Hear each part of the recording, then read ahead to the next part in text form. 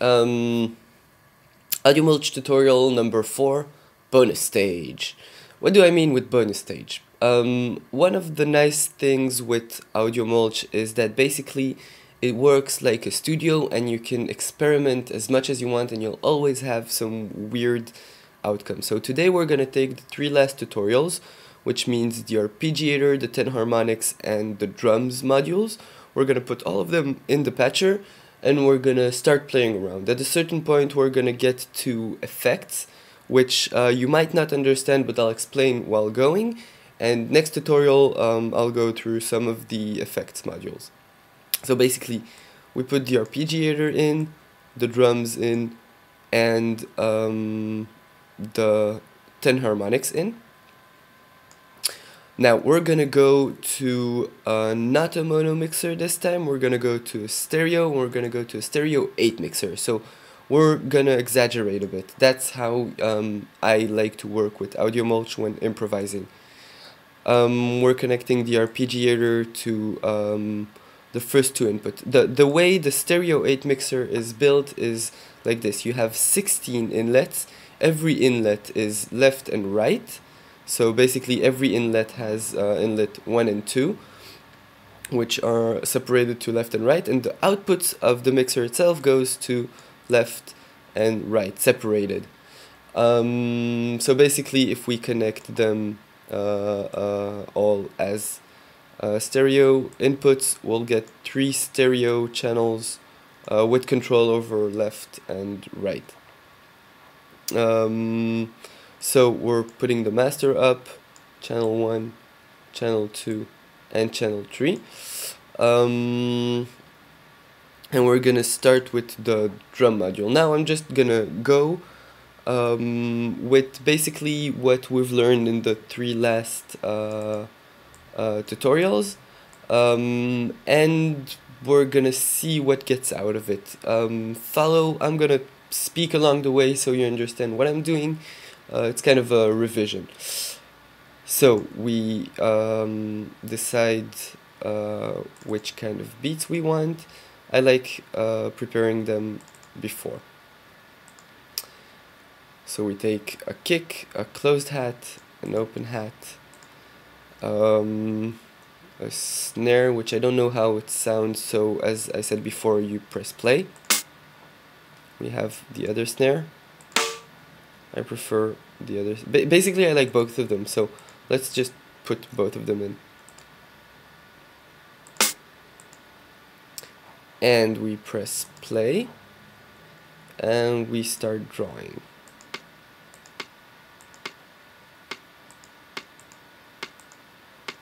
Now we need to put this volume up.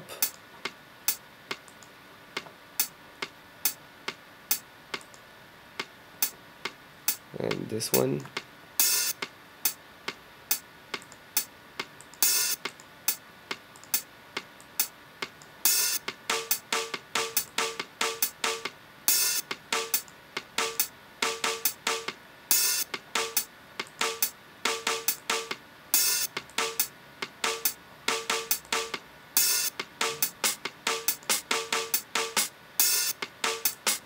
So here we have the drum module all hooked up.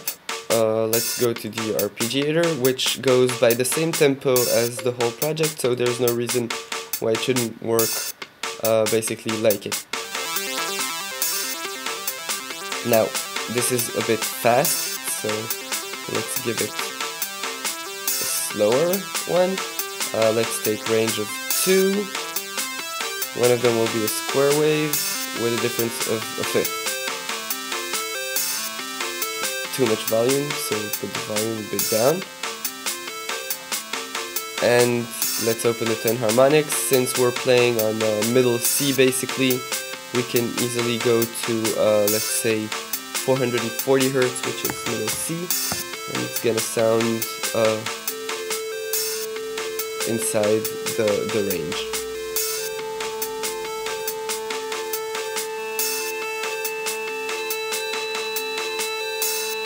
So basically we kind of have a certain line.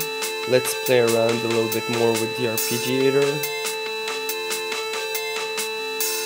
And now we can start experimenting. So we'll right click on the cable in the arpeggiator. Here we're gonna say insert. What do we want to insert? We want to insert an effect.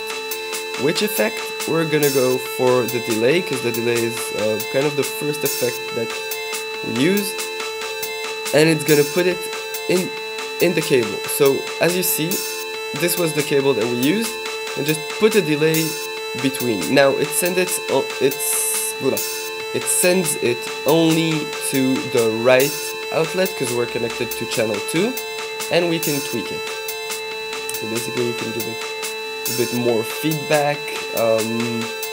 We can send the delay also to, let's say, the left input of channel 7. So basically what happens is now it's gonna be like this. And we can do that for as much modules as we want. Let's insert here, I don't know, granulator. Can you hear the drums acting differently? Let's put it on both the drums outputs.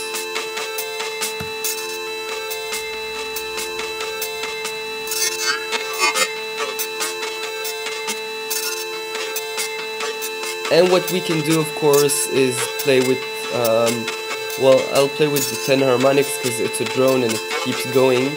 So basically we should change the value to something lower so it's less annoying to the ear. I divided by 2 so I know it's still harmonic to the arpeggiator. And it goes down. Now as you can see, it goes down by gliding. It doesn't just jump to 220. Now let's go a little bit crazy. I'm not gonna talk while we're going crazy, just listen to it.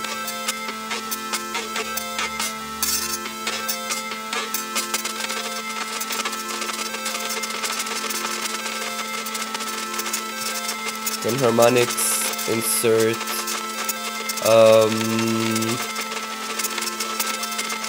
let's give it a nasty reverb, but let's go to both channels, play with the reverb,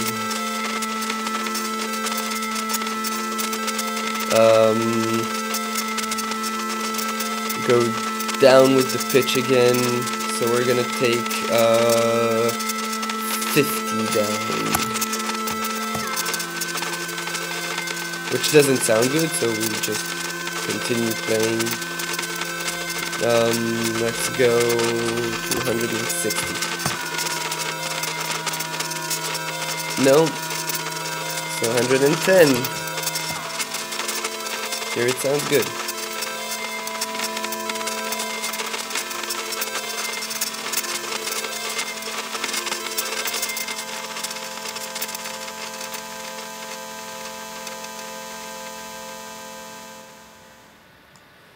This was bonus stage. Now, what I did was using what we did the last 3 courses, putting in some new effects that we're gonna see on the next tutorial, but basically you can go on for hours. Just try out all the mixers, all the dynamic modules. You can use the filters, the effects, you can use the signal generators. Just connect and connect and connect. Basically, this is one of the big uses of AudioMulch. You have an experimental studio. You can go to no input stuff, which we'll get a little bit later because it demands using compressors if you don't want your computer to blow up. If you don't mind, I don't always use compressors.